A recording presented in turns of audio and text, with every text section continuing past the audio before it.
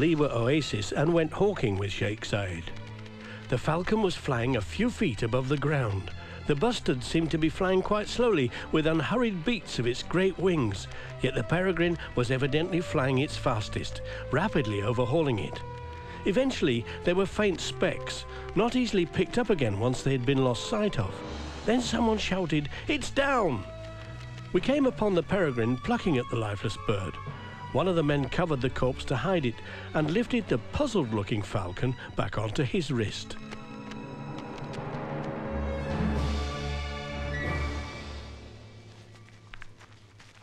I planned to complete my travels in southern Arabia by exploring Oman. I travelled with my companions through the country, eventually reaching the Wadi Alain, where a pursuit party had camped nearby. من الجماعة يا سطيون؟ سليمان من خرس وبعض شيوخ القبائل. الأخير تصير يمهم تخبر وش يبغون.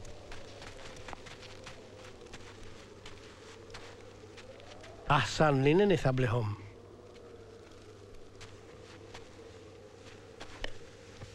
شرع القبائل ورفقتها ما تتوالم مع النصارى.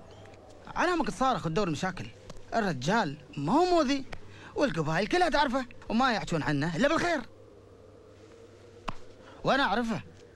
قعدوا ويانا 10 أيام والريال ترى ما منا أذية أو خوف، بالعكس الريال ساعدنا وما قصر، وأنت تراك ما تعرفه.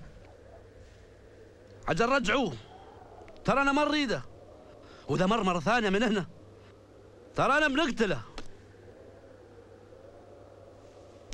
ما هو بعد لمنك هالكلام، والله العظيم لا أخذ منطقتنا غصبا عليك وعلى باقي شغل القبائل، وما حد ترى يقدر يوقفني.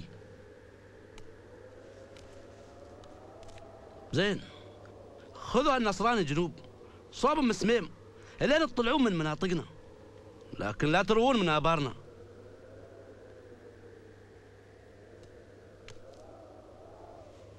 ترى النصراني لابد يطلع باكر الصبح. ترى لا بقينا لا باكر، لابد من قتال. الأفضل نغادر باكر الصبح. In Dubai, I stayed in a large Arab house overlooking the creek which divided the town, the largest on the Trucial coast, with about 25,000 inhabitants. Many native craft were anchored in the creek or were careened on the mud along the waterfront. Naked children romped in the shallows, and rowing boats patrolled the creek to pick up passengers from the mouths of alleys between high coral houses. Behind the diversity of houses which lined the waterfront were the souks, covered passageways where merchants sat in the gloom, cross-legged in narrow alcoves among their piled merchandise.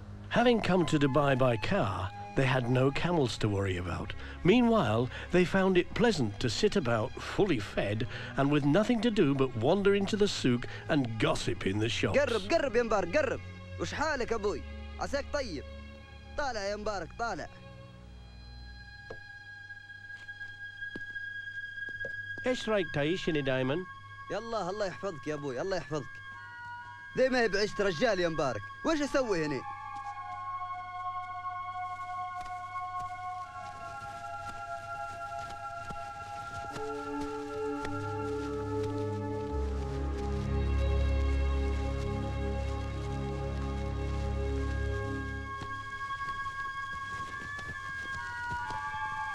It's rather pathetic that this is all they have.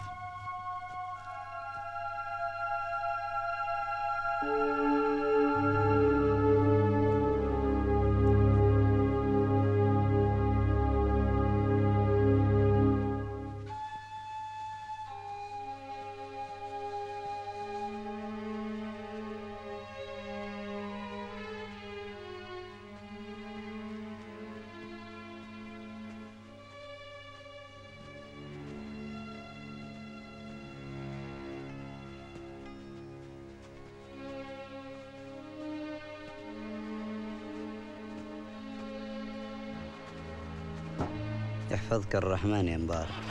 مع السلامة بين قبيلة. مع السلامة مع السلامة يا بين مبارك. قبيشة. مع السلامة يا مبارك. خلي بالك من نفسكم. لا تشيل هم يا مبارك، لا تشيل هم. مع السلامة. الوداع. مع السلامة. مع السلامة يا مبارك. مع السلامة. Masalama, masalama, masalama.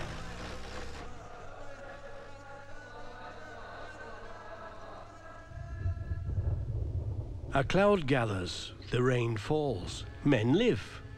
The cloud disperses without rain, and men and animals die. In the deserts of southern Arabia, there is no rhythm of the seasons, no rise and fall of sap, but empty wastes where only the changing temperature marks the passage of the year. It is a bitter, desiccated land which knows nothing of gentleness or ease. Yet men have lived there since earliest times. No man can live this life and emerge unchanged. He will carry, however faint, the imprint of the desert, the brand which marks the nomad, and he will have within him the yearning to return, weak or insistent, according to his nature. For this cruel land can cast a spell which no temperate clime can match. I went to southern Arabia only just in time. Others will go there to study geology and archaeology, the birds and plants and animals, even to study the Arabs themselves. But they will move about in cars and will keep in touch with the outside world by wireless. They will bring back results far more interesting than mine, but they will never know the spirit of the land, nor the greatness of the Arabs. If anyone goes there now, looking for the life I led, they will not find it. Although I had no political or economic interest in the country, few people accepted the fact that I travelled there for my own pleasure. I knew that I had made my last journey in the empty quarter, and that a phase in my life was ended. Here in the desert, I had found all that I asked. I knew that I should never find it again. I realized that the Bedou with whom I had lived and travelled, and in whose company I had found contentment, were doomed. Some people maintain that they will be better off when they have exchanged the hardship and poverty of the desert for the security of a materialistic world. This I do not believe. I shall always remember how often I was humbled by those illiterate herdsmen who possessed in so much greater measure than I generosity and courage, endurance, patience, and light-hearted gallantry. Among no other people have I ever felt the same sense of personal inadequacy. For me, exploration was a personal venture. I did not go to the Arabian desert to collect plants, nor to make a map. Such things were incidental. I went there to find peace in the hardship of desert travel and the company of desert people. I set myself a goal on these journeys, and although the goal itself was unimportant, its attainment had to be worth every effort and sacrifice. No, it is not the goal, but the way there that matters. And the harder the way, the more worthwhile the journey.